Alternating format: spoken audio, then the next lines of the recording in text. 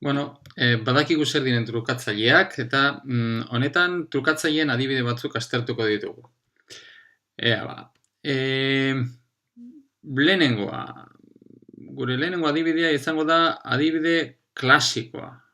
Hau da, izatez ezagutzen ditugun nagusienak diren bi eragien arteko trukatzailea aztertuko dugu. Horixe dugu gure lehenengo adibidea.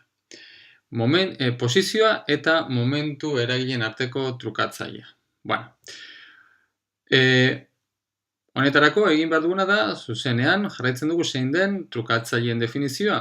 Da, x-en eragilea bider p-ren eragilea minus p-ren eragilea bider x-en eragilea. Eta oraintxe egingo dugun izango da, ordezkatuko dugu, badakigu x-en eragilea x dela eta p-ren eragilea minus i h barra x-eiko derivatu partziala. Hori egingo duguna.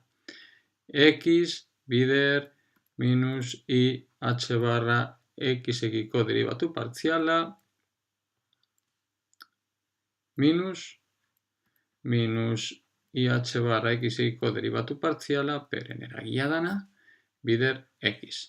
Eta oraintxe egiten dugu hementxe daukagun eraiketak. Bueno, lehenengo eta behin, hementxe daukaguna da, lehenak ez dauka inolako arazorik minus i h barra jarriko dugu lehenengoa, pixka bat garbiago usteko, beraz, hau da daukaguna. Beti pentsatu behar dugu, hauek ere azken finean trukatzailea bera eragile bat izango dugula, eta gero hementxe egongo den uin funtzio baten gainean aplikatuko dugula. Bueno, hurrengoarekin jarraitzen dugu, gehi i h barra, x-eiko derivatu partziala, jarriko dut eta hementxe egingo dut bider x. Ze esan edu hementxe dagoena, berriro esaten dizu, eta hause pentsatu behar dugula, hementxe uin funtzio bat, guztia hause uin funtzio baten gainean aplikatuko dugula, beraz, hemen izango denuken, x bider uin funtzio horren x-eiko derivatu partziala. Ez da bakarrik x-eiko derivatu partziala hementxe duguna. Hori dela eta, egingo dugu, berriro idatziko dugu hementxe daukaguna, lehenak ez dauka inolako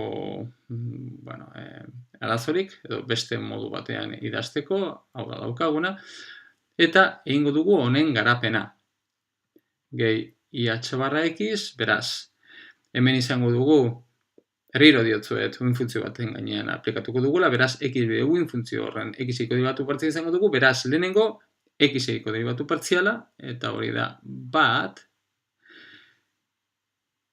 gehi x bider, geratzen zaigun, x-eiko derivatu partziala. Azkenean gero aplikatua izango dana, eskubien izango den uin funtzioaren gainean.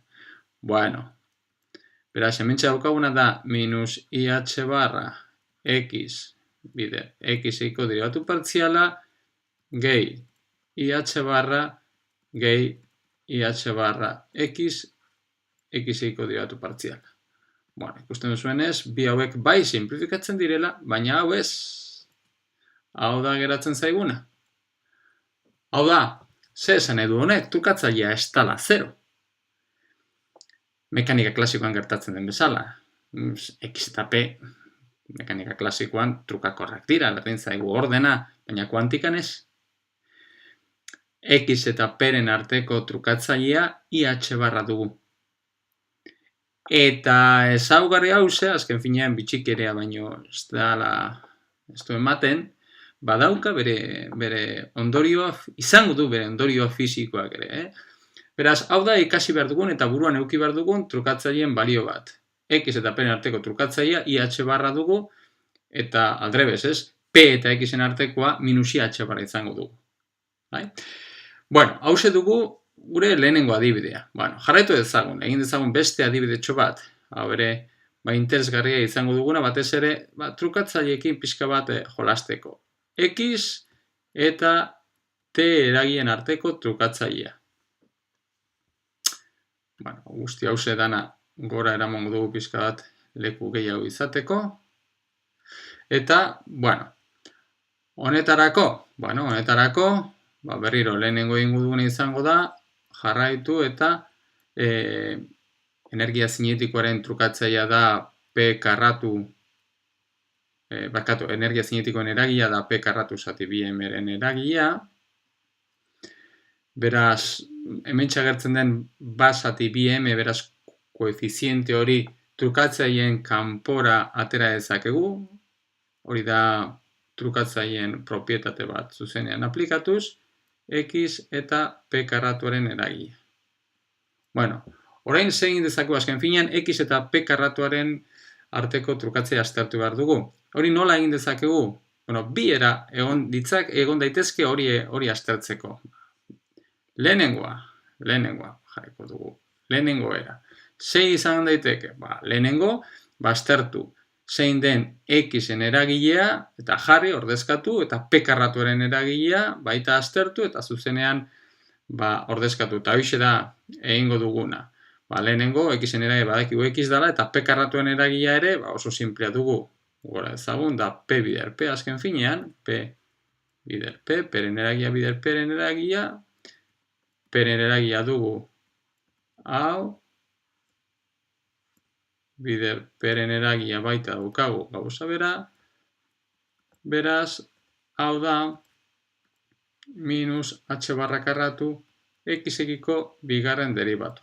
Bueno, badakigu, eta oraintxe egingo duguna izango da, zuzenean ordezkatu, X-en eragilea X dugu, P karratuaren eragilea hause dugu, berriro hementxe daukagu konstante hori kanpora aterako dugu, minus H barra karratu, eta hementxe geratzen zaigun eragilea hause dugu. Bueno, orduan, azken finean, bi eragile hauen arteko trukatzailea aztertu behar duguna. Beraz daukagu minus H barra karratu, eta gero, hementxe daukagu. X bider X-ekiko bigarren deribatua. Ken X-ekiko bigarren deribatua bider X. Bueno, hau da aztertu behar duguna. Lehenengo daukagu minus H barra karratu.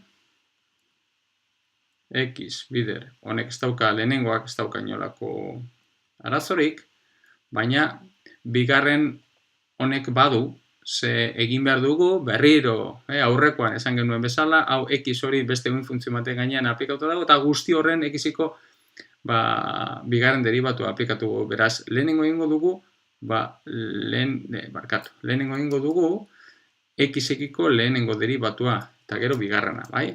Beraz, daukagu X-ekiko deribatua, eta lehenengo X-ekiko deribatua egiten badugu, geratzen zaiguna da, bat, gehi X bider X-ekiko deribatu partziala. Bueno, ointxe egin behar dugu, bigarrena. Berrero, beste guztia, ez daukainolako arazorik, hau da daukaguna, minus.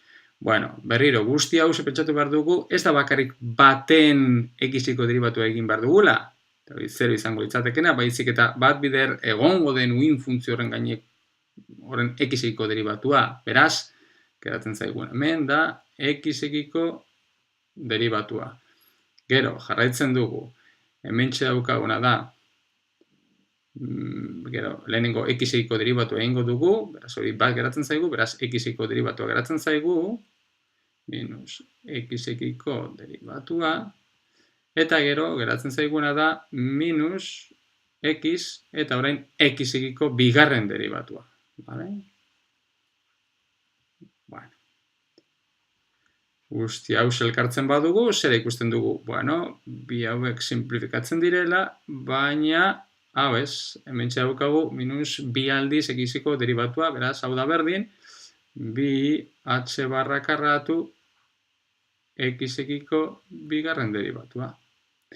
Hau da, azkenik, zer da geratzen zaiguna? Bueno, gora ezagun, hementxe aztertzen ari garela, honen X eta P karratuen arteko trukatzailea hause dugula, beraz, honen aztertzeko falta zaigula, hau, zati bi M, beraz, guzti hause kontutan hartuta, zati bi M hori kontutan hartuta, zera esan genezake.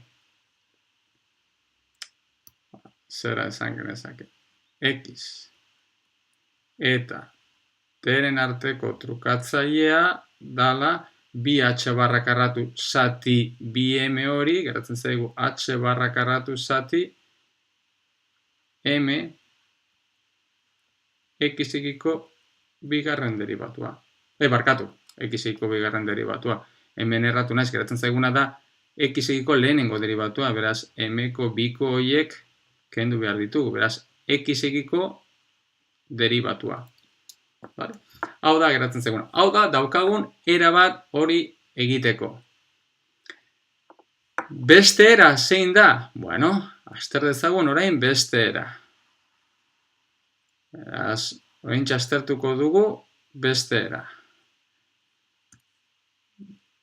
Bigarren era bat, kalkulatzeko zein den x eta p karratuen arteko trukatzaile. Hori da gure asmoa. Ze horrekin gero kalkulatu dezakegu x eta t-ren arteko trukatzailea. Bueno, honetarako egingo duguna izango da aplikatu zuzenean trukatzaileen propietateak. P karratu da p-ren eragia bider p-ren eragia, ezta? Bueno, hau jar dezakegu trukatzaileen propietateak eragile individualen arteko trukatzaileen funtzioan jarriz, hau da berdin p, x eta p-ren arteko trukatzailea gehi x eta p-ren arteko trukatzailea bider p. Bider p. Hementxe jarriko dugu giltza, bestaldean giltza jarri dugun bezala. Bueno, eta metodo hause oso erabilgarria da, baldin eta eragile individualen arteko trukatzailea ezaguna badugu. Eta hori da lehen aztertu duguna, hau da klasikoa, hau da askotan erabiltzen dana, x eta p-ren arteko trukatzailea IH barra dugula. Beraz, hau da berdin, p IH barra, gehi berriro gauza bera IH barra bider p agertzen zaigu hemen. IH barra bider p. Beraz, da bi aldiz IH barra p dugu. Bueno, ze erraza izan dugu hau kalkulatzea, izatez ja zuzenean hemen esan genezake, x eta t-ren arteko trukatzailea dala bi IH barra zati bi m, hori da geratzen zaigun konstantea, bider p. Bueno, eta jarri nahi badugu aurrekoan bezala, bakarrik egin behar duguna da, p behar nahi badugu, edo hobeto nahi dugu, hobeto agian jartzea p eragileen funtzioan, baina aurrekoarekin konparatzeko ikusteko berdina den, bakarrik egingo duguna izango da, p bere eragilearekin ordezkatu bi IH barra, zati bi m, bueno, ja zuzenean jarriko dut. Bi eta bi horiek simplifikatuz, hau da, IH barra, zati m, berdin bider minus IH barra x-ekiko deribatua. Hau da berdin, i bider i minus, hau da, h barra zati m x-ekiko deribatu partzial. Bueno, hau da, daukagun hemen, hau da, barkatu hemen,